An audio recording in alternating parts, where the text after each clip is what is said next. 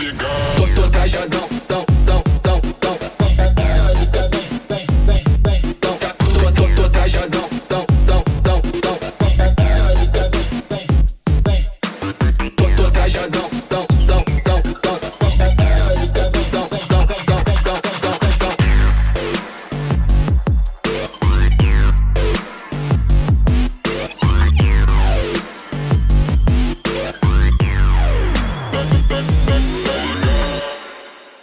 I know Gen Z and Gen Alpha probably don't send as many emojis as, say, millennials or boomers, but I'm sure that you have a go-to favorite emoji when you are texting.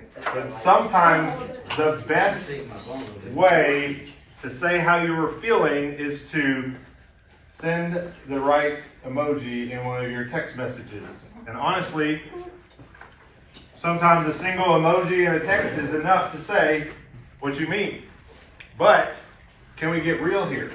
Some of the emojis are more than a little odd.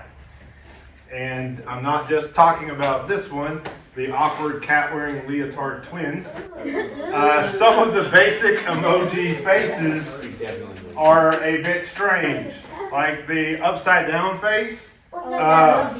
What's that even supposed to mean? And then why in the world do we need 4 different kissy face ones? I mean, I know these are not exactly the same, but are they really different enough that we need 4 of them? No. Yes. So, whether or not you use emojis or GIFs, even the strange ones, sometimes they actually do a pretty good job of communicating how you feel. Feelings are complicated, and emojis can say a lot with just one little icon.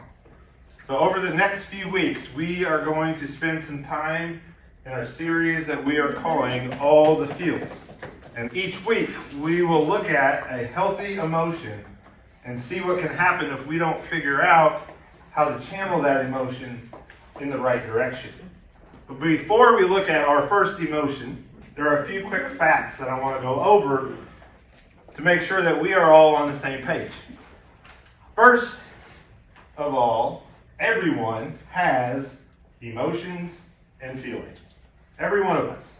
Granted, some people feel their emotions in really big ways, while others might not. Some might have a difficult time using words to describe what they're feeling, while others, they might be able to tell you exactly how they feel at any given moment. And because everyone's brain is different, there are some people that have a little more difficulty processing their own emotions and interpreting the emotions of others. But the truth is, even though each of us may experience and express them in different ways, we all have emotions. We all have feelings. It's part of being human. Second, each of us experience emotions and feelings because God didn't just create us to think and process information. He also created us to feel. Right? He didn't want just robots. Sometimes those emotions, though, will make us feel great, like when we're happy or excited. Other times, we will experience emotions that make us feel not so great, like when we're sad, we're hurt, we're scared. Not every emotion is pleasant, but experiencing emotion is part of what makes us who we are. Also, as a teenager, you have likely experienced a blending of different feelings and emotions. And when you were little, you most likely experienced a limited number of basic emotions, such as joy, sadness, fear, disgust, and anger, right? Inside Out. That's what that movie was about. But as you get older, these feelings tend to get more complicated. Emotions that used to be simple become more complex and nuanced. For example, what a younger child might call sadness, you might call loneliness, disappointment, or embarrassment. And while all 3 of those have a lot in common with sadness, they are most certainly not the same thing. And plus, being a teenager brings the blending of emotions. Like when we are sad, angry, and disgusted at all the same time. And to say the very least, being a teenager is an incredibly complicated time, especially when it comes to emotions. And that is what Inside Out 2 was all about. But one final thing before we jump into the Bible together. When we allow our emotions and feelings to linger inside of us without processing them in a healthy way, they can sometimes become more difficult to handle than we anticipate. And if we're not careful, those unchecked emotions can have a negative impact on our own emotional well-being and on our relationship with others. So, with that in mind, I want to kick off tonight by looking at how we deal with this little emoji right here. Anger. Let's start off with the big one. Anger. That's my favorite. And if you're asking me, I would say that this is probably the most accurate emoji in the entire emoji keyboard. Nothing says I am angry like sending one of these or sending 100 of these in your text message, right? But now you may be thinking, wait, I thought you said in this series we are going to look at healthy emotions that can become unhealthy. I thought it was wrong to be angry. Well, if that's what you were thinking, nice. That means you were paying attention. But the truth is that anger on its own isn't wrong. Anger is often an initial reaction we have when we are hurt or wronged by someone, or when we experience some type of injustice. Most often, that reaction happens before we really know and understand what's going on. As we'll see, often the real challenge is figuring out what to do with anger once we feel it. So to find out what Scripture has to say about anger, we're going to look at the book of Ephesians. And while we often refer to Ephesians as a book, it's actually a letter written by the Apostle Paul to a particular group of Jesus followers in a city called Ephesus, which in modern day is Turkey. Paul was a Jewish leader who had a radical encounter with Jesus that changed his life forever. And after meeting Jesus, Paul spent most of his life traveling all over the known world at the time, telling people about Jesus and starting little gatherings of people who decided to follow Jesus. And these small gatherings became some of the first churches outside of Jerusalem. And Ephesus was one of those churches. In this letter, Paul urged these new Jesus followers to live their lives as God created them. But in chapter 4, he got really specific. He told them to stop lying, stealing, and using foul language. He argued that the Ephesian church should be an example to everyone else in the city, arguing that if they would show others what it would look like to truly follow Jesus, more people might follow Jesus. But it's in the middle of this argument, starting in verse 26, that Paul specifically addresses anger. So let's see what Paul had to say. Ephesians chapter 4 and verse 26 says, "And don't sin by letting anger control you. Don't let the sun go down while you are still angry." Did you notice that he did not say, don't be angry? Like we said earlier, it's human nature to be angry, to get angry. But what Paul is talking about here is what we do after we get angry. And I know you've all been there, right? In the moment, right after someone makes you angry, your blood is basically boiling. And smoke is coming out of your nose and your ears, just like the old school cartoons, right? It's in that moment that Paul is telling us that we have a decision to make. Are we going to control our anger or let it control us? But Jesus also had some things to say about anger during a sermon that he gave in Matthew chapter 5. During this sermon, Jesus touched on all kinds of topics, like what the kingdom of heaven is like, why it's so important to show mercy to others. But in verse 21 and 22, he has some interesting things to say about anger. Matthew chapter 5, verse 21 says, "You have heard that our ancestors were told, 'You must not murder.' if you commit murder, you are subject to judgment. Now you might be thinking, did he just say murder? I thought this was about anger. Well, don't worry. Jesus is getting to it. Let's look at verse 22. But I say, if you are even angry with someone, you are subject to judgment. If you call someone an idiot, you are in danger of being brought before the court.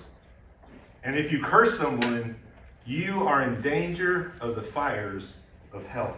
So this is a passage that has confused people for thousands of years.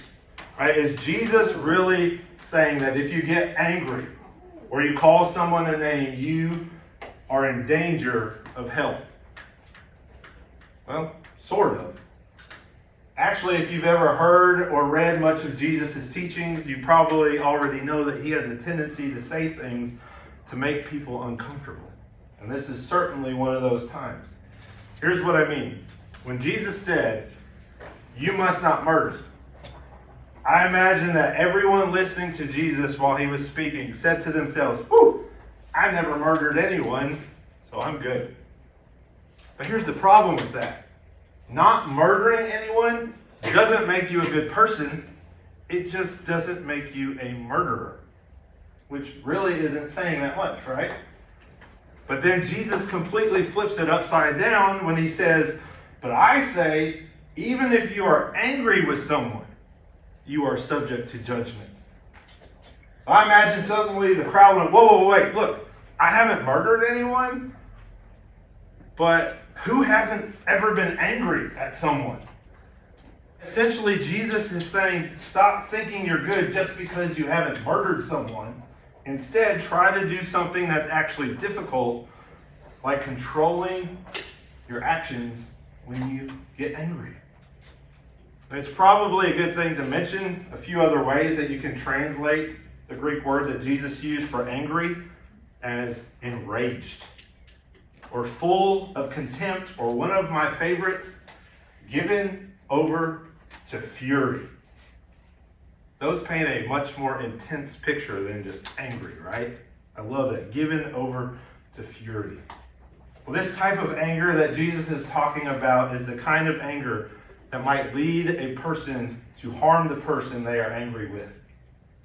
This is the type of anger that, if left unchecked, leads to hatred.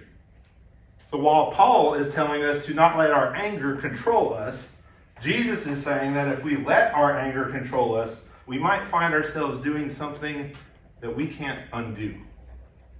And although they're both saying it in a slightly different ways, both Paul and Jesus are warning us that if we aren't willing to deal with our anger, it can very easily grow into something we never wanted. So if every one of us will get angry at some point in our lives, and let's be honest, for some of us, we might not even make it home tonight without getting angry. What can we learn from these passages to help us process that anger in a healthier way? Well, there are a few things that I want to point out from these passages that might help. And the first is this: unchecked anger doesn't end well. Chances are pretty good that most days, each of us will experience people and circumstances that will make us angry. Like we said initially, anger is just a normal response to moments that we find frustrating. It's simply a part of life. Because we live in a world where we don't always get what we want and people don't always do what we expect. If I asked you to list the things that make you angry, it probably wouldn't be that difficult. You could probably list examples, dozens of examples off the top of your head, right? That question is easy. The more challenging question is, though, when you get angry, what do you do next? When we're angry, we have a few choices. We can choose to process the anger in a healthier way, like talking to a trusted friend or making a plan to change the situation that made us angry in the first place, or we can allow our anger to grow. That second option, letting our anger grow, is the one that Paul warned us about in Ephesians chapter 4 and verse 26. You see, Paul knew that when we don't process our anger and just let it continue to grow, it can quickly become something that we can no longer control. In fact, it can grow to the point that it controls us. And that's a very dangerous place to be. Anger can cause you to do and say things that you normally wouldn't. It can cause you to hurt others and to ruin relationships. In short, it can cause you to become someone that you don't want to be. And more often than not, when the anger is directed toward another person, it can grow into intolerance or bigotry or prejudice and even hate, which is really important that we understand that. Because our second idea is this: anger isn't always wrong, but hatred is. And while anger itself is a natural emotion and isn't always bad, hating another person is always wrong. This is how the Apostle John described it in 1 John chapter 4 and verse 20. If someone says, "I love God," but hates a fellow believer, that person is a liar. For if we don't love people we can see, how can we love God whom we cannot see? And now if you're like me and you read this verse, you probably thought, well, wait a minute, that only says I don't have to hate other believers.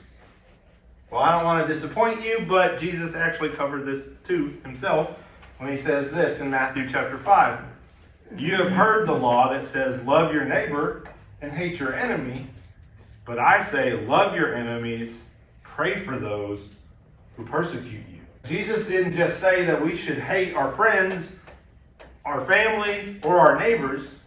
He took it to the extreme and said that we shouldn't even hate our enemies. But then he didn't even stop there, and he said we should, in fact, love our enemies. So based on what both John and Jesus said, we need to do whatever we can to not allow hatred to take hold in our hearts. And that starts by making sure that we respond to our anger in a healthy way. But how do we do that? How can we make sure that we don't allow our momentary anger to turn into something else like hatred? Well, I have a few steps that I think can help us along our path and become more aware of our anger so we can process it in healthier ways. And the first is this: identify your triggers. What I mean by that is this: pay attention to the moments when you feel anger this week.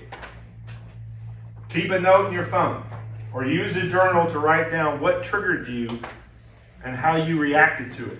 Then at the end of each day, look back and ask God to help you see any patterns or areas where He can guide you to respond differently. And I know this sounds easy, but I warn you that keeping track of your triggers is easy.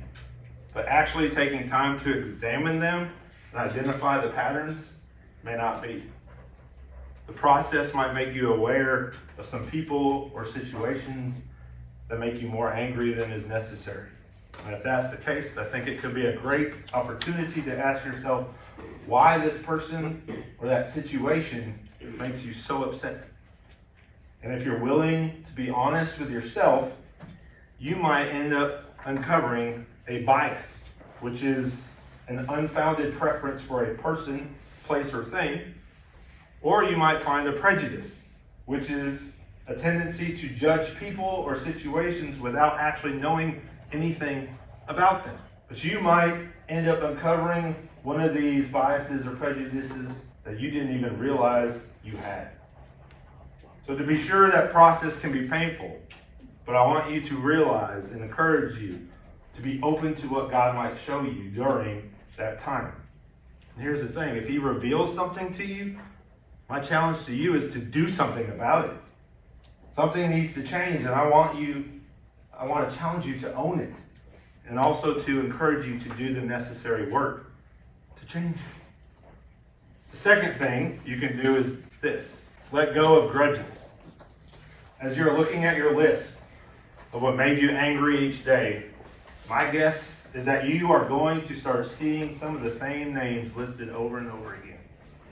And if that's the case, I would encourage you to ask yourself whether or not you might be holding a grudge against that person. For example, we all know that siblings tend to be aggravating. But it's possible that you're holding a grudge that might cause you to get angry before your little brother or sister even do anything to annoy you. Or is it possible that the only reason that you are still angry at that person who used to be your best friend isn't because they keep doing anything wrong, but instead it's really because you just haven't forgiven them yet?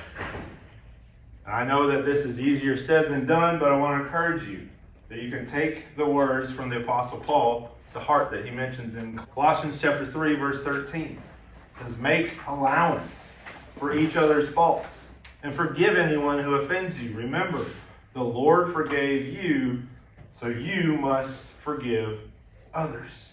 As Jesus followers, we have the opportunity to experience forgiveness in many ways that we simply do not deserve. And this verse reminds us that we can offer that same forgiveness to others. But what if you are angry and it's because you see injustice in the world around you? What if you're angry because someone else is being treated poorly or being made fun of just for being who they are? If that's the case, I want to challenge you with number 3. Turn your anger into positive action. Even if you're angry for the best possible reason, it is still not a good idea to bottle that anger up.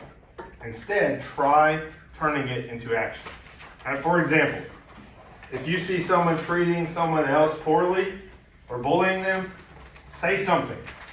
Speak up about it. Ask a trusted adult to help step in and do something about it. Or, if you see injustice in the world, find a way to contribute your time and your energy to volunteering and raising awareness. There's so much more that you can do to make your world a better place. But you can't do that if you let your anger control you. So again, anger. It can either motivate us for good or turn it into something that consumes us.